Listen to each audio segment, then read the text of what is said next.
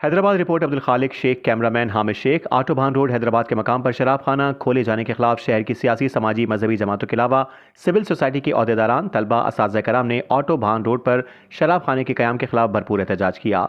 इस मौके पर मुकर्रीरीन ने कहा कि सिंध हुकूमत शहर में तरक्याती काम करवाने के बजाय अपने मेंबरान को शराब खानों के परमिट दे रही है, जबकि शहर खंडरात में तब्दील हो चुका है।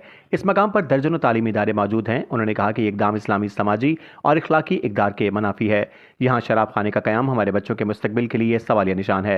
आखिर में मुकर्रीरीन ने हुकूमत सिंध से मुतालबा किया कि फौरी तौर पर यहाँ से शराब खाना बंद करके इसके परमिट को कैंसिल किया जाए, वगरना एहतजाज का सिलसिला मजीद बढ़ाया जाएगा।